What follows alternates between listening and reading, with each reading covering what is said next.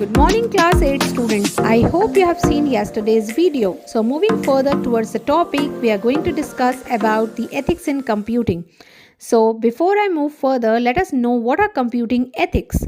Computing ethics are actually the set of some moral principles, or you can say the code of conduct or the rules which are defined that how you should use the computer or how you should use the different facilities when you are using internet, so that any data or the information shared by you should not harm to others. So safety while using the computer is very important. Now we will discuss some of the issues which are related to computing ethics. First issue in the box is privacy, which is very important when you are using internet, which means that any of your personal data, it means it can be your personal files, it can be your personal email messages or credit card, debit card number, or any of the bank details, which should not be shared or shown to anyone without the permission of the owner, which means you should not share your data as well, and you should beware while sharing any one of your friends' information or any personal information also on internet. So you should protect your data, your privacy online as well as others too. Now let us discuss few important points which you should be aware of to keep your personal information private online. So the first one in this is that whenever you have to give any kind of information online, or you are going online typing any kind of URL or website address, you should check the URL of the website should begin with HTTPS instead of HTTP. Now what does that mean? HTTPS means that it is a safe and secure website and the connection is secure where you can share all the information. However, HTTP means that the website may or may not be secure. So you should not share any of your personal information on the website which is preceding by HTTP. Instead, you should look forward for the HTTPS, which also stands for Hypertext Transfer Protocol Secured. Here S stands for secured, which means it is a secure connection. The second step to keep your data safe and secure is that whenever you are using the email service online, only try to reply to those mails which are sent by a known sender, which means if you are knowing the sender who has sent the mails, if it is from the authenticated email ID, then only you should respond to that mail.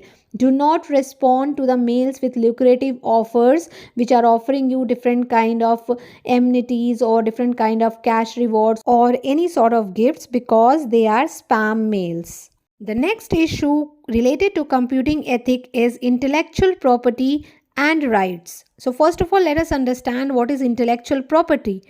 Anything which is created in original by an individual is called an intellectual property. You can take an example and understand like this, that anything, suppose an original painting becomes the property of a painter. A photograph becomes, the original photograph becomes the intellectual property of the photographer. Same way, an article written by a person is the intellectual property of the writer. Same way, the music composition is also an intellectual property of its composer. And there are many other examples. So you are not allowed to share anyone's intellectual property in a part or whole without the permission of the owner. And if you even try to do so without giving the credit to the owner or without seeking their permission, it's a cyber crime. The next issue is also very serious, related to the computer ethics, which involve the societal effects. Now, computer ethics also involve the correct online behavior of a person because it directly impacts the environment and the society. Let us understand with an example that how it is affecting the society.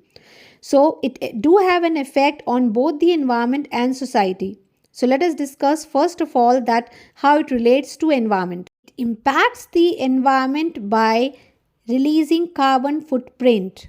Now, what is carbon footprint? You should understand like this, that one should not use or keep the computer on when it is not in use, because it not only wastes power but also emits carbon dioxide which impacts the environment. The amount of carbon dioxide released in the atmosphere as a result of the individual or any organization or any person activity is called carbon footprint. Do you know that a computer that is on for 8 hours a day uses almost 600 kilowatt and emits 175 kilogram of carbon dioxide every year? So you should stop wasting the power. So this is how the environment is affected.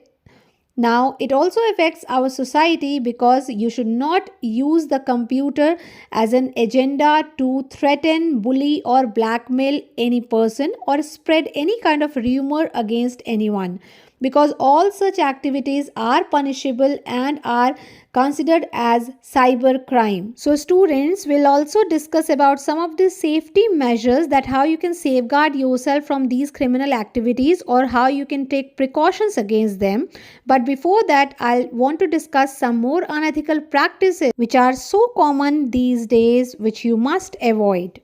So the first one in this chain is plagarism. You must have listened to this word, which means stealing. Stealing someone else's work or creation and representing it as your own work, and you are not giving the credit to the owner of the information or without citing the source of the information and using those data or any kind of information in your project or anywhere. So if you want to use someone else's information or any quote, for example, Shakespeare says that what's there in name. So this is a quote which is written by a famous writer, right? But you are using this quote and writing your name and not giving the credit to the owner or not citing the person or not citing the source from where you have taken that data.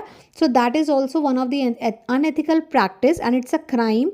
So to avoid plagiarism, you need to follow some of the steps which we are going to discuss further. The first step says that if you want to extract any information from any of the written work which you found online or either in book or anywhere, so you should use that word as it is. Do not try to manipulate or change the word and enclose it with quotation marks. You can see the example here. The second way to avoid plagiarism is always cite the source of work, means from where you have taken that particular idea or from which book you have taken as a reference or maybe any online platform from where you are copying that idea. So cite the source of work whenever you are using it anywhere. And the third one says that always seek the permission to use the copyrighted work. Do not use the copyright data without the permission of the owner. I hope so far you have understood. Now let us understand the next unethical practice which is very common nowadays online, that is called cyberbullying. Students, do you remember any situation where you pass some kind of comment to your friends to tease them? So that is called as bullying when we do it in a classroom or whenever we are sitting in a particular area. However, when the bullying is done online using the online platform technology, that is called as cyberbullying. Bullying means a behavior that can cause a physical or emotional harm to a person. You can also define bullying when a person is hurted by using some bad words or actions which you do. And if a person is feeling bad or hurt, that means it's a hard time to stop it, and that is called cyberbullying. Let us understand with some of the following examples which can tell you that what can be a cyberbullying. If you are sending any kind of mean message to a person, or you are posting some false statement online about the person's image, or you can posting any kind of picture with a bad intention, or you are putting any kind of negative comments online or any kind of hurtful post, or you are spreading any kind of rumor against a person or telling a lie about a person. So all these are considered as cyberbullying. So if you are doing this online, you should stop immediately. Now, the next unethical practice in the line is hacking, which we all are aware of. However, let us understand in detail. Hacking actually means gaining the unlawful access to the computer, means without knowing the person's email ID, or illegally a person tries to enter into a person computer system. That is called as hacking. and the person who does that is called as hacker. A hacker may change or modify the computer security system or features with an intention to steal the data or cause harm to a computer system. Now there are two important terms related to hacking, which is hacker and cracker. These two are connected to each other. However, hacker's intention is to find the security loopholes so as to correct it and enhance the security, while a cracker does so with a negative intention of causing harm or stealing the data.